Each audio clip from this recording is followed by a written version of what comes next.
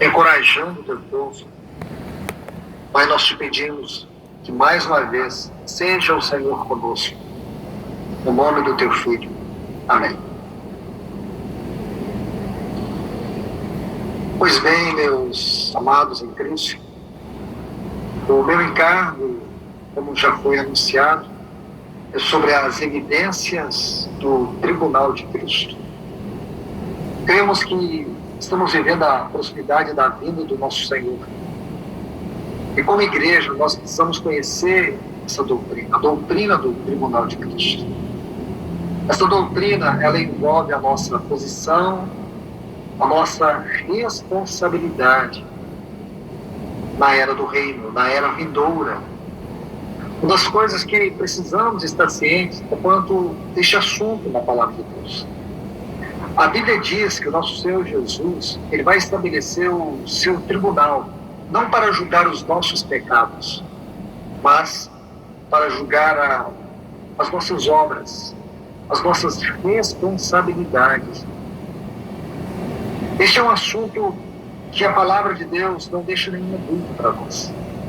Este texto de 2 Coríntios, capítulo 5, versículo 10, diz que todos nós devemos comparecer ante este tribunal. A Bíblia nos ensina que a igreja, ela será julgada. E aqui repito mais uma vez, não pelos nossos pecados, mas pela nossa responsabilidade, pelo nosso serviço espiritual, pela nossa devoção. Nós devemos estar atentos, cuidadosos, perseverando firmemente diante de todas as situações que envolvem a nossa responsabilidade espiritual. Tiago, no capítulo 5, os versículos 8 e 9, ele diz assim: sede vós também pacientes. Esta palavra pacientes, ela vem de um termo no texto original que significa perseverar pacientemente e bravamente, corajosamente, quando nós sofremos qualquer tipo de perseguição, infortúnios, aborrecimentos. Ser paciente aqui nesse texto significa suportar ofensas e injúrias das outras pessoas. Ele diz: sede vós também pacientes, estejam encorajados quando vocês passam por lutas, tribulações, injúrias, perseguições. Aí ele continua: fortalecer. Essa palavra fortalecer vem de um termo no original que significa coloque a salvo, guarde o vosso coração. Coração aqui fala da sede dos nossos afetos, Aí ele prossegue: porque já a vinda do Senhor está próxima. Irmãos, não vos queixeis uns contra os outros, para que não sejais, olha a frase, condenados. Irmãos, esses irmãos aqui podem ser condenados. Condenados aqui não é condenados ao inferno. Condenados aqui, irmãos, não tem nada a ver com pecados, porém com vida devocional, com responsabilidade espiritual, com cooperação no nosso serviço ao Senhor. Nós devemos lembrar que antes do Senhor vir a nós como noivo, ele virá como aquele que vai julgar as nossas obras. No seu tribunal, ele vai julgar as nossas obras. Isso é muito importante.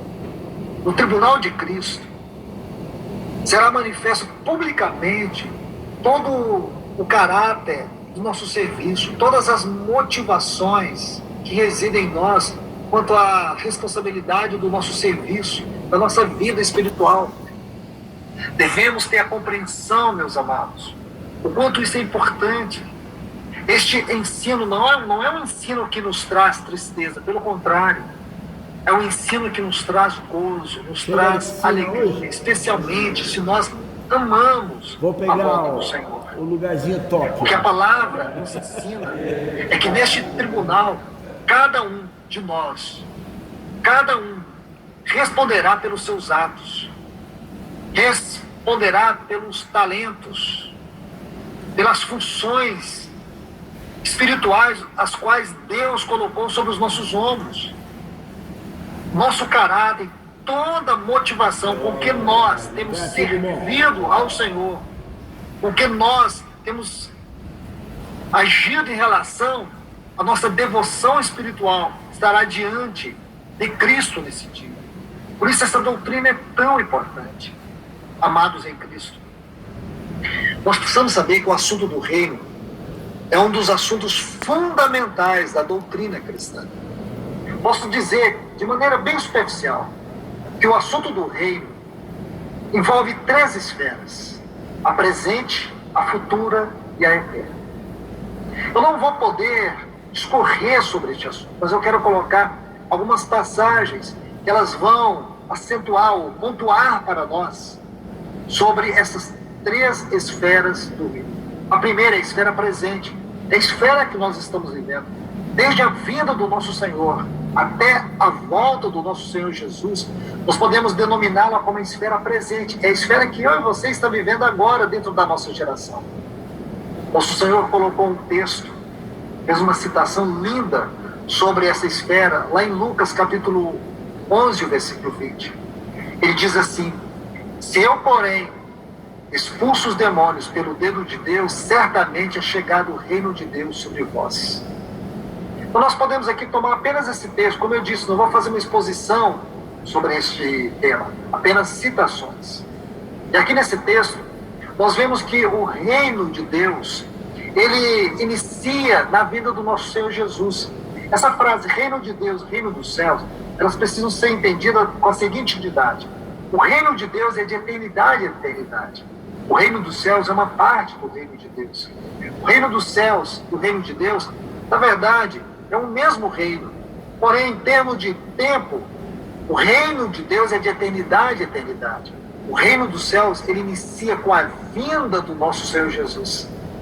Então, como eu disse, é um assunto extenso, é um assunto profundo, um assunto que requer de nós uma exposição com muitos e muitos textos. Porém, aqui eu estou fazendo apenas uma citação rápida. Então, essa é a primeira fase. Essa fase tem a ver com a autoridade de Deus sobre a sua igreja, na sua igreja, por meio da sua igreja. Tem a ver com o governo de Deus em nós. Tem a ver com a transformação do nosso caráter de uma maneira mundana, terrena, para um caráter espiritual e eterno.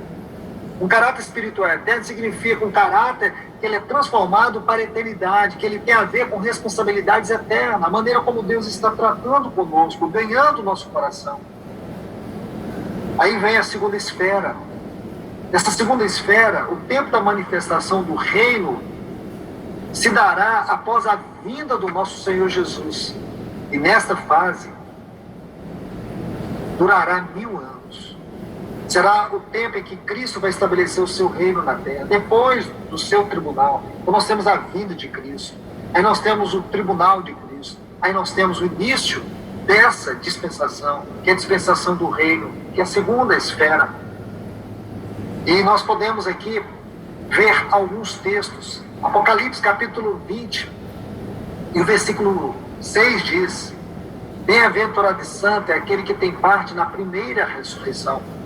Para alguns estudiosos, essa frase, primeira ressurreição, é aquele que está em 1 Coríntios, capítulo 15, a partir do versículo 50. E também, 1 Tessalonicenses, capítulo 4, versículos 13 a 17, quando diz que os mortos em Cristo ressuscitarão primeiro. E nós, os vivos, seremos transformados. E juntos nós encontraremos com eles nas nuvens, para irmos ao encontro do nosso Senhor. Então, aqui está uma nova dispensação. Aqui nessa dispensação que é conhecida como milênio, ou era do reino, nesse tempo, os santos que forem aprovados receberão autoridade sobre as nações. Apocalipse, o capítulo 2, os versículos 26 e 27, diz que ao vencedor, aquele que guardar até o fim as minhas obras, eu lhe darei autoridade sobre as nações, e com cetro de ferro as regerá. Então esta é a era do reino. Depois nós temos a esfera eterna. que é na eternidade. São os capítulos 21 e 22 do livro de Apocalipse.